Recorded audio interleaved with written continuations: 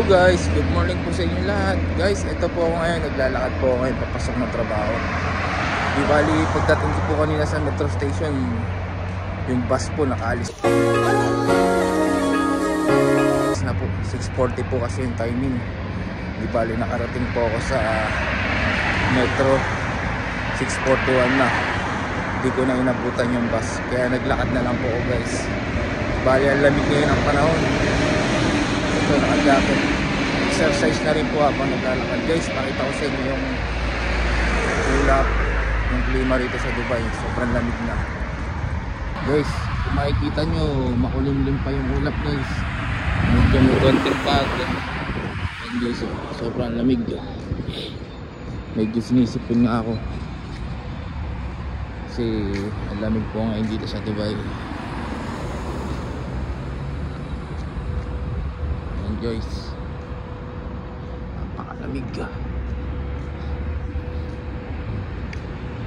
Saan po yung lalakarin ko? Mga 20 minutes po simula sa metro hanggang sa aking trabaho, lalakad ko. Pero kung magbabas po ako, maghihintay pa ako ng hanggang alas 7 kasi yung alas 7 po yung timing ng bus pag alis.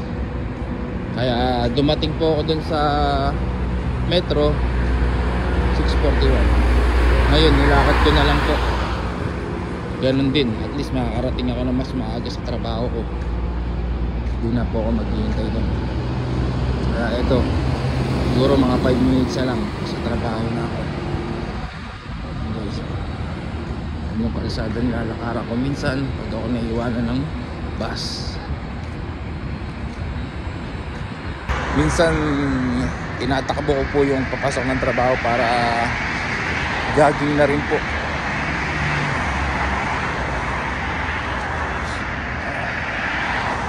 Sibon ko.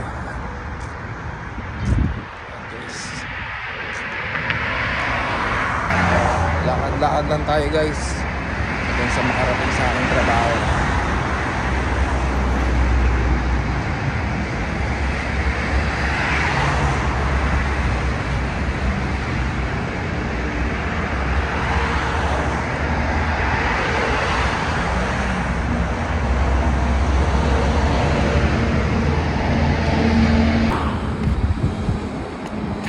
Guys, yan yung bus na sinasakyan ko, F26. So, papunta pa lang yan ang metro station. Punta siya ng metro station. And guys, kung makikita nyo, napakasarap, napakalamig. Sisipunin ka talaga pag nasingot mo yung lamig ng Dubai, klima ng Dubai.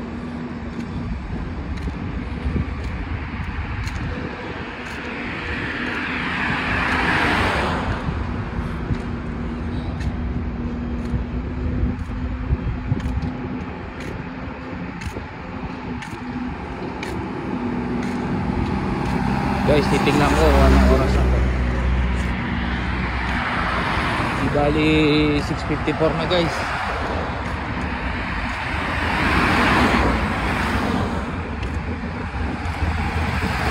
Mga 6 minutes na lang. Pag alas 7 na po. Alas 7 na po. Alas 7 po kasi yung pasok sa trabaho. Di bali ko naghintay pa pala ako ng bus dun, no?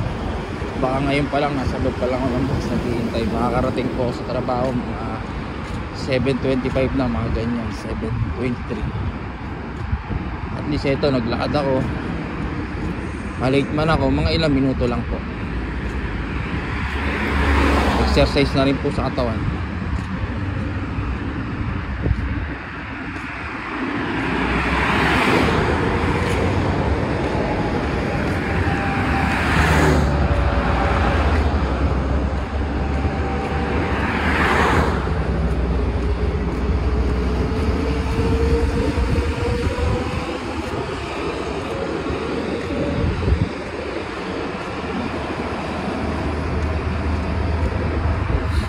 Guys, medyo malapit na po tayo. 3 minuto na lang naroon na ako sa trabaho. Yung isang diretsong kalsada po yan, kakaliwa na lang ako. Tapos nagdedesisyon na yung company namin. Sige guys, update ko na lang kayo maya maya pag naroon na po ako sa trabaho ko. A few moments later. Guys, di bali nakarating na ako sa aking trabaho. Ito, magpapunch in na po ako. Scanning po yung gamit namin pag nagpapunch. Ito guys. Yan guys. Scanning patient.